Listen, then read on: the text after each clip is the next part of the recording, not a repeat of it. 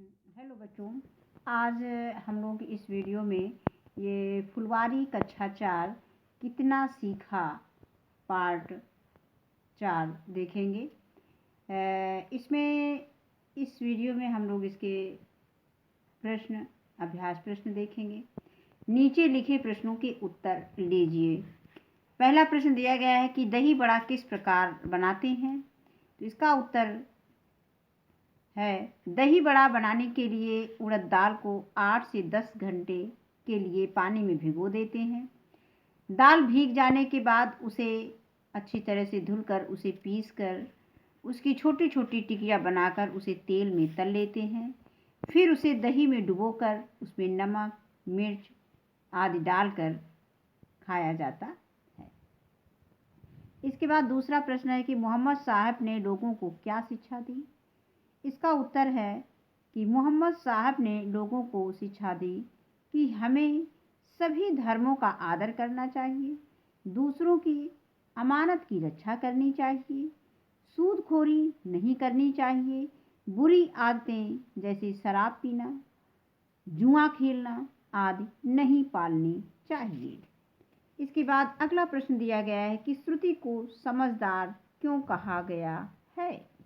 तो इसका उत्तर है कि श्रुति को समझदार इसलिए कहा गया है क्योंकि वह अपनी कक्षा की मेधावी छात्रा थी और कक्षा में हमेशा प्रथम आती थी।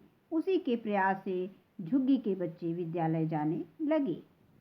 अगला प्रश्न है, बीरबल किस आधार पर प्रकाश को सबसे उजला बताया। तो इसका उत्तर है कि बीरबल ने प्रकाश को सबसे उजला इसलिए बताया क्योंकि बिना प्रकाश के हमें कुछ भी दिखाई नहीं देता है। अगला प्रश्न है कि महात्मा गांधी लोगों से क्या कहते थे। तो इसका उत्तर है कि महात्मा गांधी लोगों से कहते थे कि सब मिलजुल कर काम करो, यानी सब लोग मिलजुल कर काम करो, सबके साथ दोस्ती करो, किसी से झगड़ा मत करो। इसके बाद प्रश्न संख्या 2 है, कविता की पंक्तियों को आगे बढ़ाइए। इसमें 2 पंक्तियां पुस्तक में दी गई हैं, उसके आगे हमें कविता को बनाना है। बच्चों, आप लोग भी इसको कोशिश करके अलग भी कविता बना सकते हो। अलग इसमें जो 4 पंक्तियां हमने ये नीले पेन से इसमें जोड़ी हैं, इनको हम अलग से भी आप लोग अपने हिसाब से इसको जोड़ सकते हो, अपने हिसाब से कविता को लिख सकते हैं। अब इसमें है, डाली पर मुस्काते फूल कितना मन को भाते फूल, रंग बिरंगे प्यारे फूल, दुनिया में सबसे न्यारे फूल, अलग अलग आकारों में ये सारे खिलते हैं फूल। अब आगे दिया गया है प्रश्न संख्या 3, नीचे लिखे वाक्यांशों के लिए एक एक शब्द लिखिए।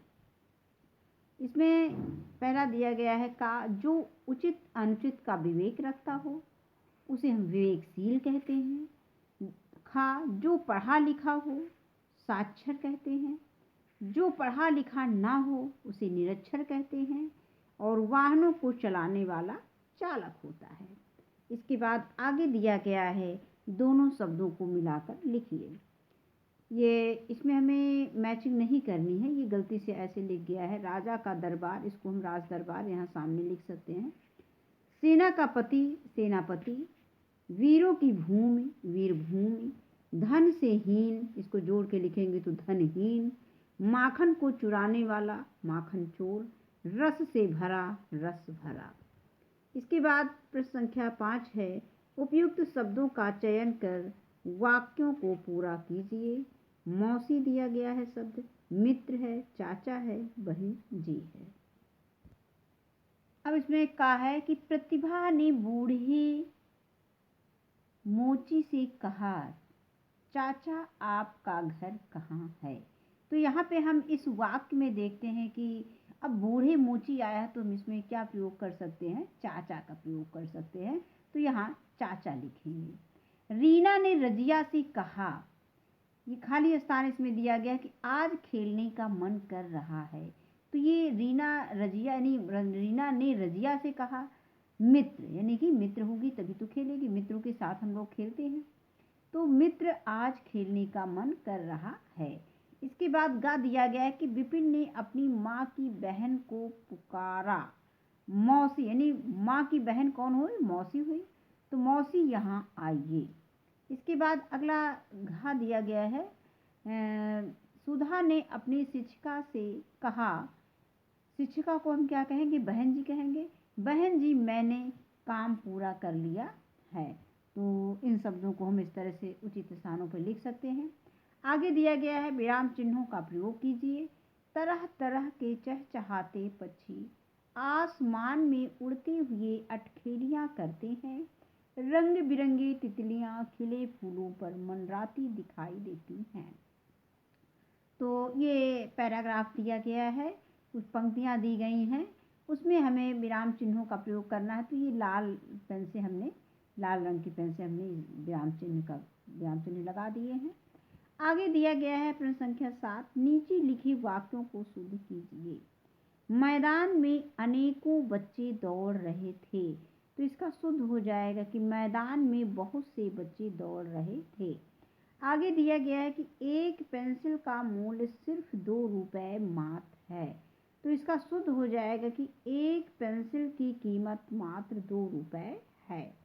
आगे दिया गया है पेड़ों में पक्षी चहचहा रहे थे। तो इसका शुद्ध हो जाएगा कि पेड़ों पर पक्षी चहचहा रहे थे। आगे दिया गया है मैं ठीक समय पर पहुंच गया था तो वह नहीं मिला। अब इसका शुद्ध हो जाएगा कि मैं ठीक समय पर पहुंच गया था लेकिन वह नहीं मिला। इसको हम इस तरह से लिख सकते हैं। आगे दिया गया है वाक्य, अभिषेक को अमजद ने पत्र लिखे। अब इसमें हम इसको सही क्या लिखेंगे? शुद्ध करके कैसे लिखेंगे कि अमजद ने अभिषेक को पत्र लिखा। इसके बाद 8वां प्रश्न है कि किसी त्योहार के बारे में 10 पंक्तियां लिखो। तो इसमें हमने दीपावली के त्यौहार को शामिल किया है। तो दीपावली के त्यौहार पर 10 पंक्तियां हमने इसमें वीडियो में दिया है। इसमें हम होली ले सकते हैं और भी त्यौहार दशहरा ले सकते हैं। तो नंबर 1 है दीपावली हिंदुओं का प्रमुख त्यौहार है। और नंबर 2, यह त्यौहार कार्तिक मास की अमावस्या को मनाया जाता है। नंबर 3 है इस त्यौहार में धन की देवी लक्ष्मी व गणेश जी की पूजा की जाती है। और नंबर 4 है इस त्यौहार को प्रकाश का त्यौहार भी कहते हैं। और नंबर 5 है इस दिन भगवान श्री राम 14 वर्ष का वनवास पूरा कर अयोध्या लौटे थे।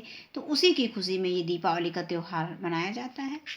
और नंबर 6 है यह त्यौहार धनतेरस, छोटी दीपावली, गोवर्धन पूजा और भैया दूज 5 दिनों तक चलता है।